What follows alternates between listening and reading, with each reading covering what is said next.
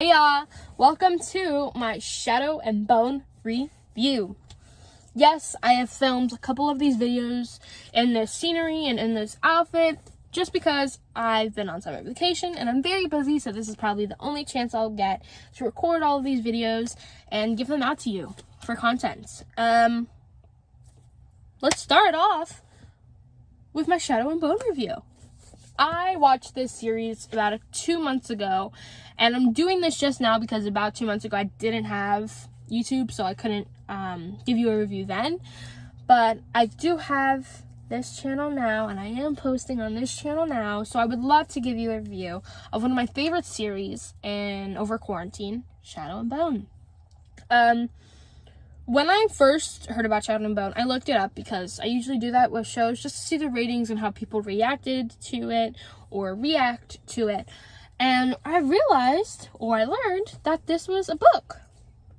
And I had no idea. So, you know what's on my Christmas and birthday wish list this year is the Shadow and Bone book set. Because I'm really excited. I kind of really want to read it, especially after watching the series, because it was beautiful. The series was beautiful. The actors were spot on.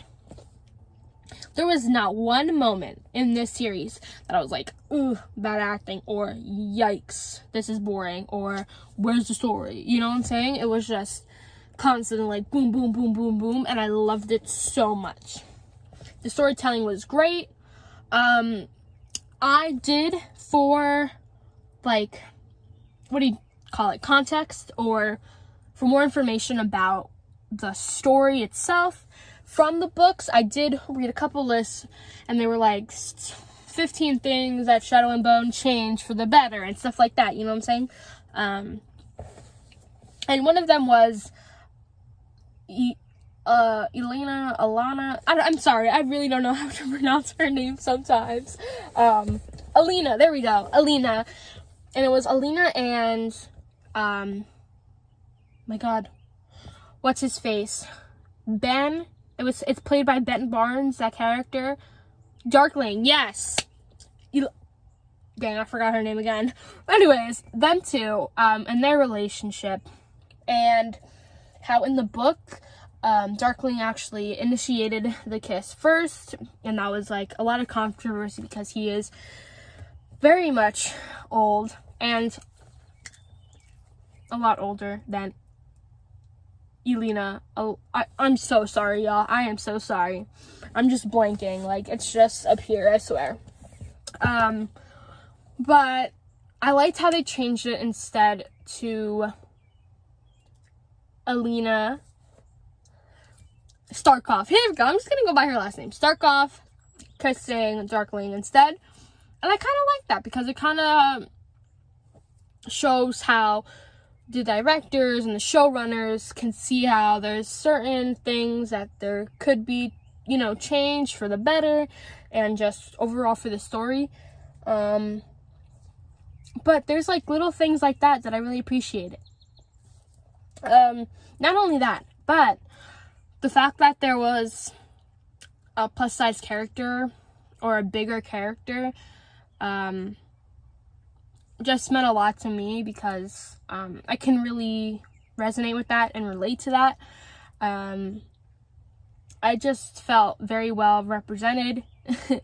I love to see women of different body types, not only different skin colors, but different body types.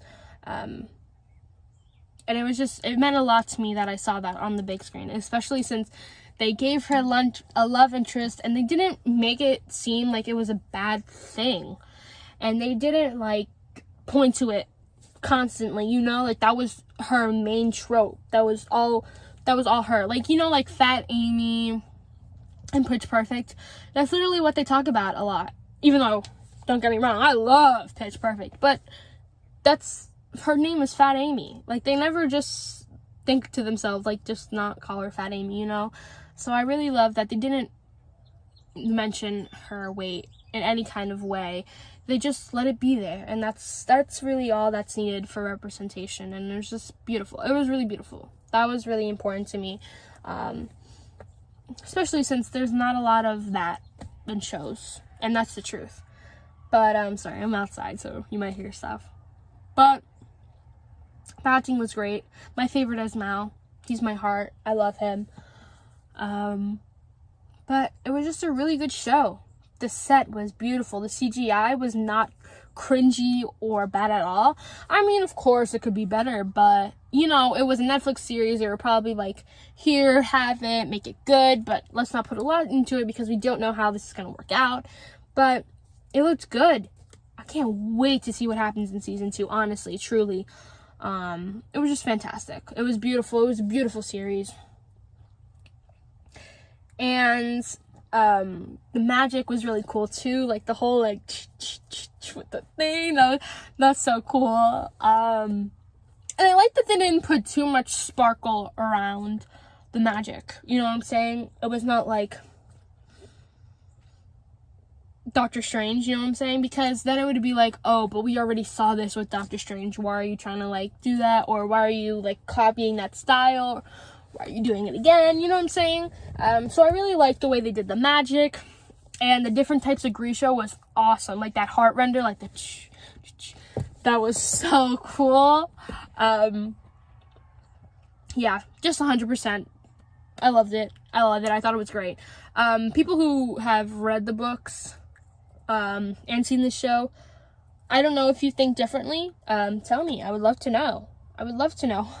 How you thought, going from both perspectives. But I'm just going from the show perspective, and I thought it was amazing and great. That being said, yeah, like, subscribe, comment, tell me what you want more of, and thank you for watching.